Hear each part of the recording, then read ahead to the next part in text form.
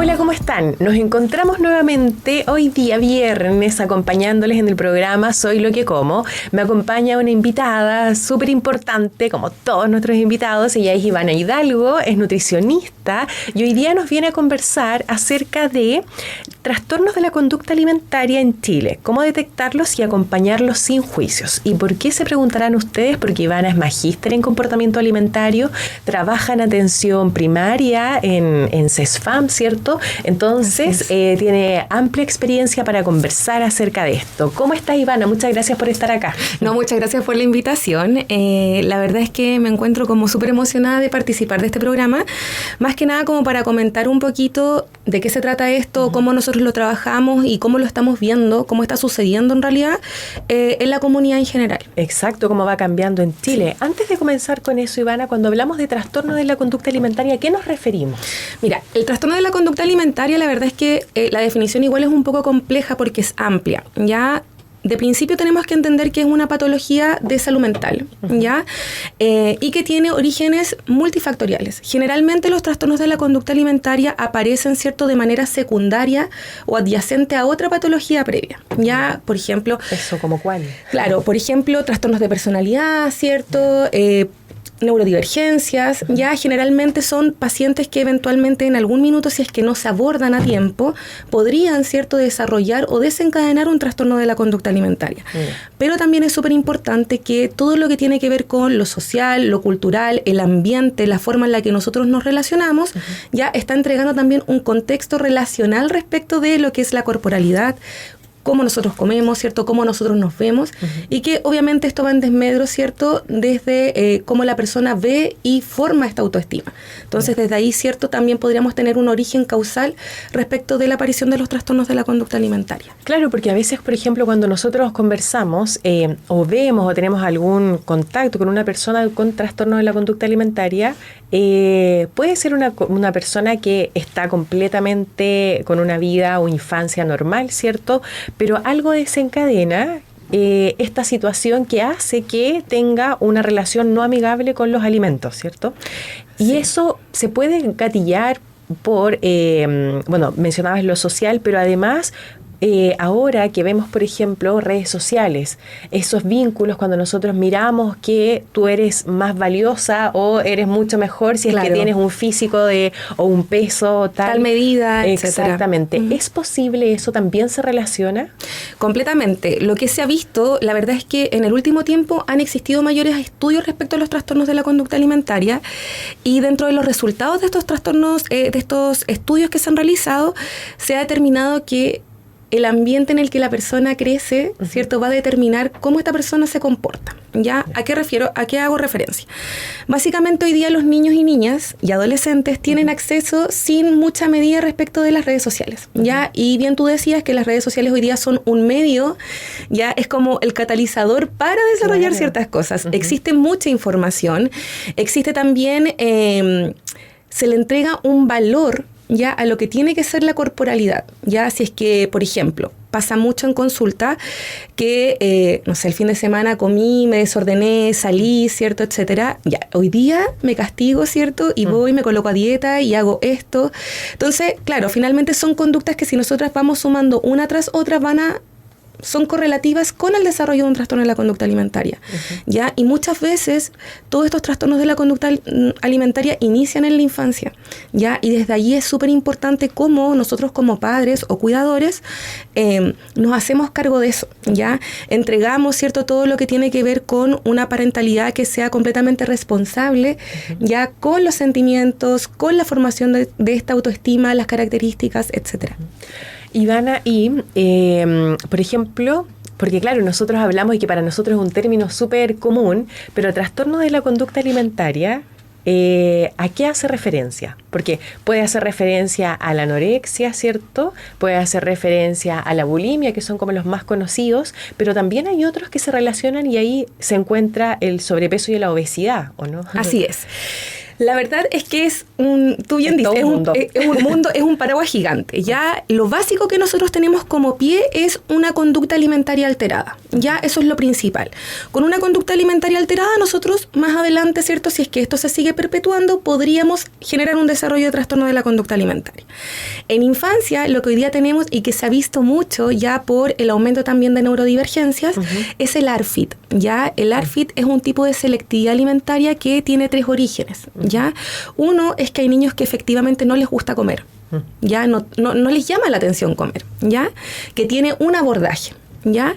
Luego tenemos aquellos ciertos niños, o también personas adultas, pero generalmente pasan niños, que pasan por algún episodio traumático. Por ejemplo, se atoran, ¿ya? Estoy comiendo un trozo de carne, ¿cierto? Me atoré, prefiero no consumir ese alimento, ¿ya? Y por otro lado, ¿cierto? Tenemos aquellos que tienen como base, ¿cierto? Algún tipo, por ejemplo, de neurodivergencia, ¿ya? O trastornos de integración sensorial. Entonces, esos ya incluyen un mundo de trastornos de la conducta alimentaria, que si es que no se aborda adecuadamente, ya en el futuro podría generar, principalmente está asociado más al desarrollo de una anorexia. En adolescencia y adultez, ¿ya? Luego, ¿cierto? Tenemos lo que es ya más conocido por la gente, ¿cierto? Que es la bulimia y la anorexia, pero hoy día el DSM-5 incluyó, ¿cierto? Lo que es la anorexia no típica, ¿ya? Que son pacientes que respecto a lo que es peso y talla, se encuentran con un estado nutricional de obesidad, pero la conducta alimentaria que tienen ya es calificada como una anorexia, que es independiente del peso que tiene la persona. ¿Y qué significa eso? ¿Cómo yo me doy cuenta, independiente de mi estado nutricional o de mi peso, ¿cierto? ¿Cómo me doy cuenta que puedo tener un trastorno de la conducta alimentaria? O sea, lo primero es el pensamiento rumiante de ¿por qué estoy comiendo esto? ¿Qué me está generando? Ya, hoy día comí, no sé, 2 panes, por ejemplo, en la mañana, no voy a almorzar, voy a pasar de largo hasta la cena que voy a consumir una lechuga, voy y hago ejercicio en exceso, ya, o sea, es un mundo complejo respecto de cómo esta persona se percibe en el medio, ¿ya? Y desde allí es que nosotros tenemos que empezar, ¿cierto?, a hacer como, a determinar si es que califica como algo inicial, que sería una conducta alimentaria alterada, o ya tiene, ¿cierto?, o cursa con un trastorno de la conducta alimentaria per se. Y otro de los trastornos de la conducta alimentaria que no me gustaría como no mencionar, lo que es muy importante, es el trastorno por atracón, ¿ya? Que hoy día la población lo sufre mucho, ya principalmente, y los estudios demuestran que pacientes diabéticos descompensados, ya el paciente diabético cuando llega a la consulta y dice, pero es que yo no puedo parar, ese paciente subyacentemente tiene un trastorno de la conducta alimentaria que es un trastorno por atracón, que no está siendo visto, sino que está siendo de alguna manera como castigado respecto de esta diabetes que existe como primariamente. Claro. ¿Ya? Y cuando hablamos de este trastorno por atracón, ¿a qué se refiere el trastorno por atracón? El trastorno por atracón, en términos súper sencillos, ya tiene que ver o se relaciona directamente con la falta de discernimiento de decir, perfecto, ya estoy ok, ya no quiero más, es guatita llena, ¿cierto? Sino que uno pierde un poquitito la conciencia respecto de lo que está comiendo y tiene un hambre voraz, ¿ya? O sea, yo voy, ¿cierto? Pierdo el control respecto de lo que yo voy a consumir, de la cantidad, ¿ya? Y después paso por este sentimiento de culpa excesivo, porque comí, ¿cierto?, todo este pensamiento rumiante, y luego, ¿cierto?, volvemos a este pseudo ayuno, ya voy a hacer una dieta, el lunes empezamos, y luego de nuevo, ¿cierto?, por esta restricción que se genera, volvemos nuevamente al punto de inicio, que es este atracón, ¿ya? Ahora, esto para que se pueda diagnosticar, ¿cierto?, también tiene sus características que tienen que ver o están relacionadas, por ejemplo, con la cantidad de atracones que pasan a nivel de semanas, ¿cierto? Y si es que esta conducta se ha perpetuado por meses, ¿ya? Entonces, desde allí es súper importante que cuando uno consulte tenga quizás un poquitito más claro qué es lo que debiese, ¿cierto?, hablar en consulta, porque también entender que la consulta es un espacio seguro. Igual yo siempre como que le digo a los pacientes, es súper importante que cuando el paciente llega, hacer este encuadre, decir, perfecto, este es un espacio, ¿cierto?, que es un espacio privado, es un espacio seguro donde en realidad está permitido que tú puedas comentar lo que tú quieras, ¿ya? También es permitido que me puedas decir que no quieres estar ahí, ¿ya? Claro. Y desde allí, ¿cierto?, iniciar con esta consulta, con esta atención, es súper importante como verlo quizás mucho más amplio desde lo que uno ve en universidad, ¿cierto?, cuando uno está estudiando, que es como el paciente, como quizás aquí uno trata de abordar otras áreas que tienen que ver más con el entorno que con lo clínico mismo, como para mejorar lo que es la confianza paciente profesional. Claro. Ivana, sabes que me llama mucho la atención lo que mencionas porque, claro, ahora en las nuevas generaciones nosotros intentamos educar y guiar hacia eso, como hacia una atención muy empática, a una cercanía con el paciente, porque efectivamente las personas tienen que sentir la confianza de decirte qué es lo que está ocurriendo, porque sabemos que no simplemente el exceso de peso, ¿cierto?, que es como lo principal que llega a consulta, está relacionado solamente a que yo como harto y hago poco ejercicio, claro, sino que hay un mundo, como tú acabas de mencionar, que nosotros tenemos que descubrir para poder guiar y acompañar como corresponde a ese paciente. Entonces es súper importante porque no es menor de que un paciente llegue y diga, y que esté con exceso de peso, y diga como, pucha, en realidad yo hay días que no como nada, pero hay otros días que me lo como todo. Entonces ahí también podemos estar abordando o enfrentándonos a un trastorno de la conducta alimentaria, como mencionas. Entonces es súper importante identificar y todos estos como riesgos o estas características que yo puedo tener para ir donde un profesional capacitado y abordar y que me ayude como corresponde, claro, como lo que yo realmente necesito y no simplemente te entrego esta pauta y tú tienes que seguirla y listo, porque es mucho más grave y mucho más profundo lo que ocurre con esa persona. Sí, es mucho más amplio, porque lo que pasa es que la gente, ¿cierto?, no logra de repente entender que no va, por ejemplo, por restringir o no restringir el alimento, consumir más, consumir menos. Pero en el caso, por ejemplo, de pacientes que hacen restricciones importantes, el efecto directo inmediato es un cerebro desnutrido. Y el cerebro desnutrido ya genera, pero una lluvia de problemas en cadena, sí, ya que no nos van a permitir poder desarrollarnos de una manera adecuada. Entonces, es muy importante tener eso en consideración. Ya el abordaje es distinto, la atención es distinta, ya se trata de ser mucho más específico, pero también mucho más amplio de cómo yo voy a ver el origen, las causas, el estudio que yo voy a hacer de ese paciente. Lo que sí me parece súper importante y que no quiero dejar de nombrarlo es que existe mucho también como origen causal, o siempre cuando llegan a consulta todos los pacientes que tienen algún trastorno de la conducta alimentaria, los comentarios, ¿ya? Pero los comentarios de infancia, ya el típico, oye, parece que estás más cachetoncita, ¿ya? Sí. O colócate una polera más suelta porque sabes que esa polera como que se te va un poco en la guatita, ¿ya? Oye, parece que estás comiendo más pan, ¿ya? Entonces, todos los comentarios que en gran mayoría no son comentarios malintencionados, como porque es gente que a uno la quiere, ¿cierto?, en la familia, etcétera. Y es parte de la cultura, porque en realidad sí, a nosotros todavía nos pasa de que llegamos a la casa de los papás y nos dicen, uy, no, tienes que comer más o tienes que comer menos, claro, o parece que, no sé. Entonces, sí, es parte de la cultura del chileno en mencionar algo del aspecto físico de la otra persona. Claro, y resulta que cuando uno empieza como a ahondar en este punto, cuando uno pregunta respecto de los comentarios de infancia, etcétera, etcétera, generalmente siempre es un punto de inflexión en los pacientes, como que tienden a quebrarse igual un poco, porque obviamente los remonta a ese episodio que generó el problema, sí, que son personas que, por ejemplo, hasta el día de hoy, para el verano, ponte tú, no se colocan poleras porque le molestan sus brazos. ¿Ya? Entonces, o sea, nosotros como sociedad podríamos estar, ¿cierto?, fomentando esto, pero también como sociedad, si es que nos hacemos un poquito responsables de esto, podríamos estar ayudando a prevenir el desarrollo de esto. Claro. ¿Ya? Entonces, como ayudando a que las infancias en general, ¿cierto?, sean o se críen en entornos mucho más cuidados, mucho más compasivos, entendiendo, ¿cierto?, que existe de todo. Cuando uno culpabiliza solamente a un alimento, ya un alimento no va a generar la catástrofe, ya, sino que es un conjunto de ciertas cosas. Oye, entonces, Ivana, gigante el tema. Es difícil lo que acabas de mencionar, porque en realidad, por ejemplo, cuando uno está relacionada con adolescentes, y tú escuchas a esos adolescentes lo que hablan, lo que hacen los compañeros, las dietas que siguen, la alimentación que tienen, las fotos que se sacan, o sea, de verdad a mí me impresiona ver a niñas tan pequeñas, 13, 14, 15 años, alimentándose muy poquito porque tienen que tener la polera cortita y que se note la guata con casi las calugas. Claro. Entonces, cómo apoyamos a la sociedad o cómo lo hacemos para poder guiarlos o para nosotros también cambiar ese paradigma, porque claro, o sea, si hay una compañera que no tiene las calugas marcadas, pero hay otra que sí, o sea, evidentemente eso me va a producir algo. Claro. ¿Cómo lo hacemos? Es complejo, ya, pero en general lo que siempre nosotros nos hemos dado cuenta, bueno, en el CESFAM en el que yo trabajo, ¿cierto? Trabajo con algún psicólogo con el que tenemos un abordaje muy afín, ¿ya? Entonces lo que nosotros nos hemos dado cuenta es que es súper importante hacer un abordaje inicial con los padres, ¿ya? Porque todas estas conductas que tú refieres, Caro, respecto a que el adolescente hace el comparativo, ¿cierto?, de cuerpo y todo, viene también desde una crianza dada.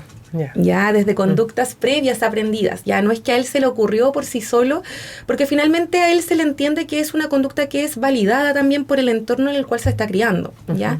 Entonces desde ahí, ¿cierto?, nosotros nos hemos dado cuenta que es súper importante que cuando llegan los niños, por ejemplo, derivados por otros profesionales, porque está con obesidad, está con sobrepeso a los 5 años, 4 años, 6 años, también es contextualizar al padre de que efectivamente la condición en la que está el menor ya no tiene que ver porque a él se le ocurrió, ¿cierto? No lo vamos a responsabilizar a él, ¿ya? Sino que más bien nosotros como padres somos quienes tenemos que hacernos cargo de esta situación. Y en base a esto, ya nosotros como padres tenemos que concientizar a estos niños, pero también ya como profesionales también hay un punto en el que tenemos que ir a las escuelas, ¿cierto? Y hacer un poquito esta educación. Esta educación, sí, es súper importante, ya.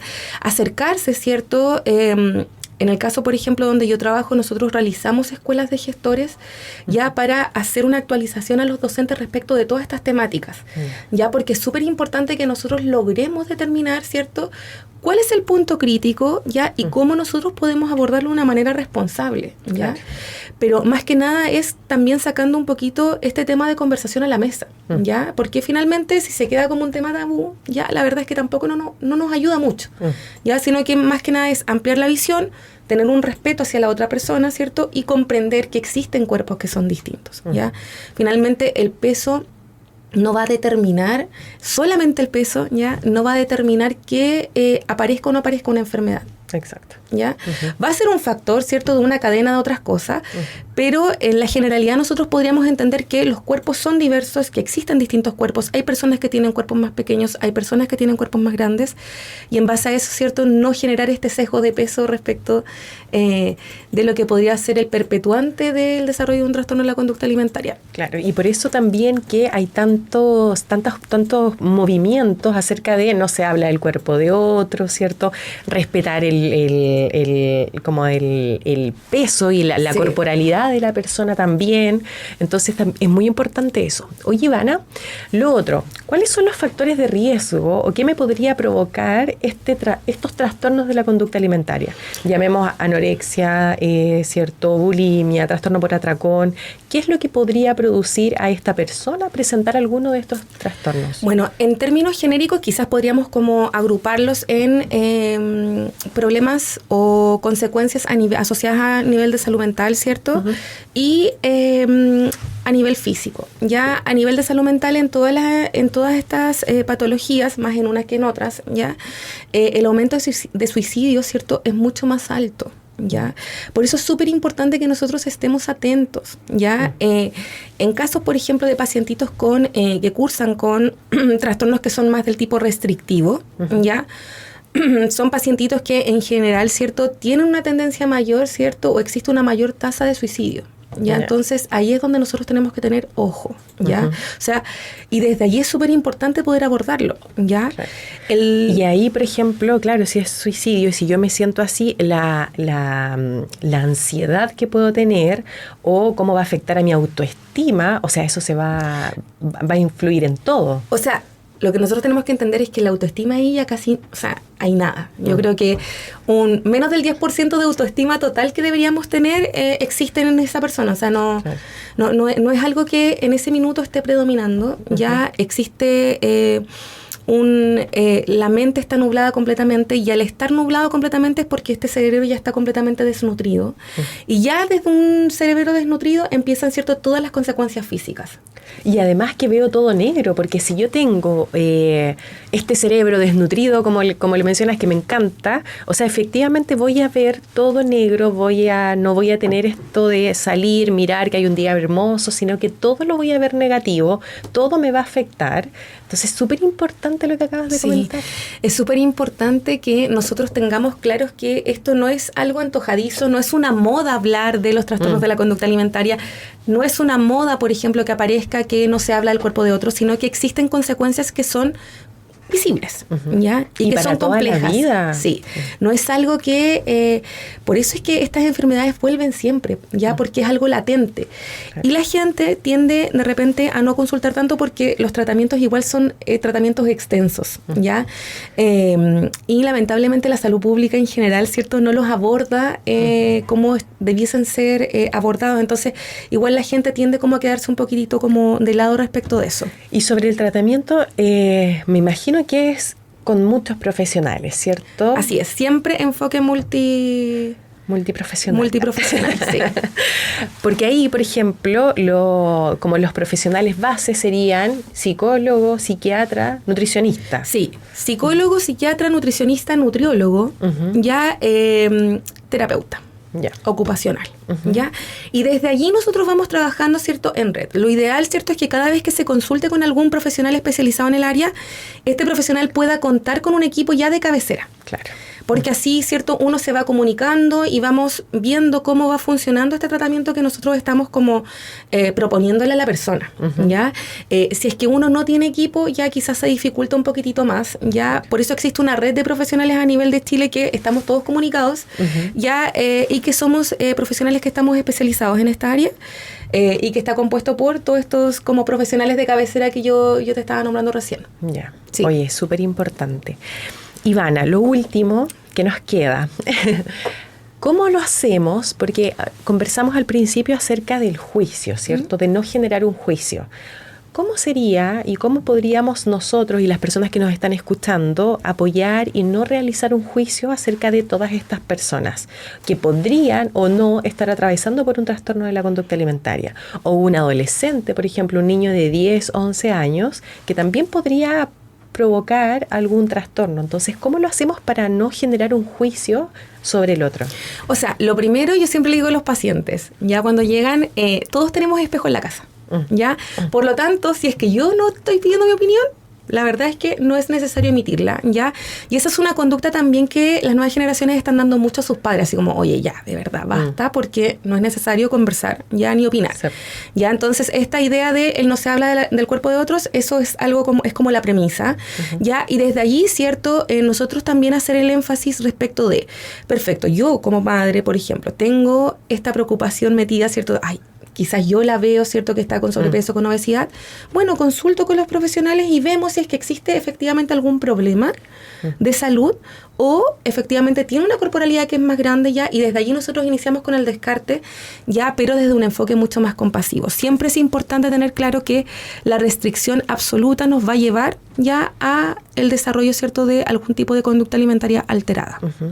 Y ahí también es importante, que lo conversamos en otros programas anteriormente con otros profesionales, el buscar el profesional idóneo, porque lamentablemente, como en toda profesión, claro, pasa de que hay profesionales que efectivamente están capacitados para esto y profesionales que no. Entonces, si yo voy o llevo a mi hija a un profesional que no está actualizado en estas temáticas, también le puedo generar un daño, porque puede ser que le dé una dieta restrictiva, puede ser que le hable mal acerca del peso y que no es lo que necesita esa persona. Entonces, si yo estoy preocupado, si a mí me llama la atención algo que esté viendo con algún familiar, con mi hijo, etcétera, entonces es importante que vaya donde profesionales capacitados. Sí. Como por ejemplo, donde Ivana. Claro. Pueden visitarme. Pueden visitarme. Sí, pero es importante que, así como existe la nutrideportiva, especialista en oncología, etcétera, ya también existen los especialistas en trastornos de la conducta alimentaria, que el enfoque es distinto, ya, pero sí está enfocado netamente en la solución, ¿cierto?, de este paciente y encontrar, ¿cierto?, un abordaje integral que sea adecuado. Exacto, y que más encima trabajas con otros profesionales que van a apoyar esto. O sea, no es que estés sola, sino que es importante trabajar también también con otros profesionales y que se encuentran en la misma línea, ¿cierto?, de abordaje de trastornos de la conducta alimentaria. Así es. Ivana, me encantó el programa de hoy, creo que se nos pasó volando el tiempo, fue muy claro y espero que les haya servido, porque estos temas hay que conversarlos, no son temas tabú, podemos pasar por estas problemáticas, ¿cierto?, pero que se puede salir, que eso es lo importante. Eso es importante. Y también prevenirlas, así que es importante conversar. Sí. Ivana, muchas gracias por estar el día de hoy, espero encontrarnos en otra oportunidad, que nos visites nuevamente y nosotros nos vemos el próximo viernes a las 12:30 por Patagonia Radio. Nos vemos, que estén muy bien. Chao, chao. Chao.